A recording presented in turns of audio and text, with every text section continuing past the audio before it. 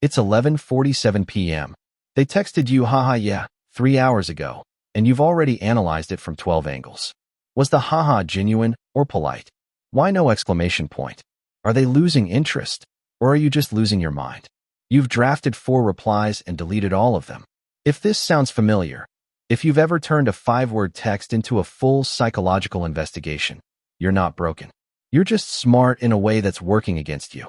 And today, we're going to talk about why. Here's the paradox nobody warns you about. The same mind that helps you solve problems, ace interviews, and read people accurately can become the very thing that keeps love at arm's length. Intelligent, self-aware people are often told they'll have it easier in relationships.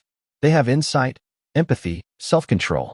But instead, many find themselves single longer, more exhausted by dating, and quietly convinced that something is wrong with them. It isn't.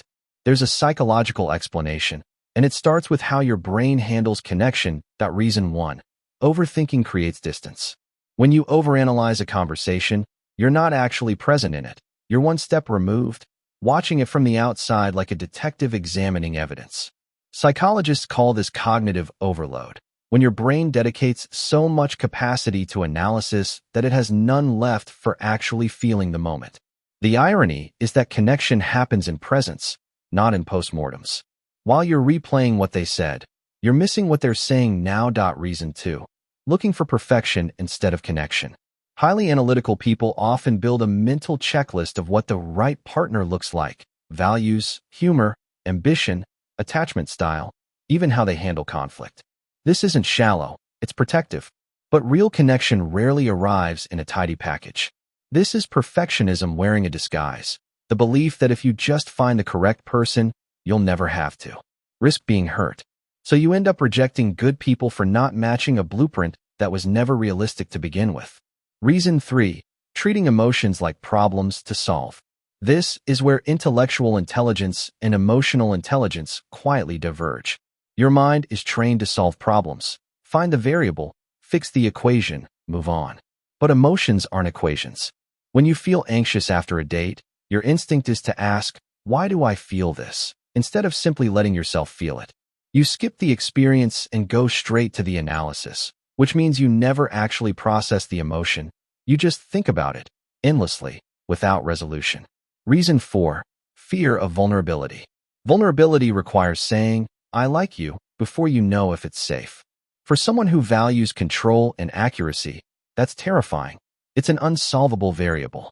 So you intellectualize instead of disclose. You analyze your feelings rather than say them out loud. Vulnerability avoidance isn't coldness. It's self-protection from a mind that hates being caught off guard. Reason 5. The need for certainty in an uncertain world. Love offers no guarantees, and your brain despises that. Analytical minds crave predictability, so uncertainty feels like danger, not excitement.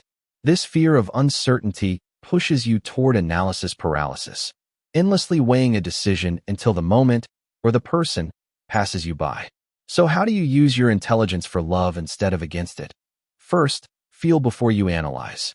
Let an emotion exist for 60 seconds before naming or dissecting it. Second, stop chasing certainty.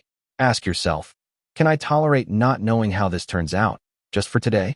Third, trade your checklist for curiosity. Notice when you feel at ease with someone, not just when they check a box. Fourth, allow yourself to be misunderstood sometimes. Not every feeling needs to be perfectly explained to be valid. Fifth, practice emotional courage. Say the slightly too honest thing before you've rehearsed it into something safe. Love was never a puzzle waiting for the right answer. It's not a problem your intellect can outthink its way into. It's an experience, messy, uncertain, occasionally illogical, that asks you to show up before you understand it completely. Your mind got you this far in life. Now it's your heart's turn to lead, even just a little. And if you've made it this far in the video still nodding, maybe the smartest thing you can do tonight is stop analyzing and just feel.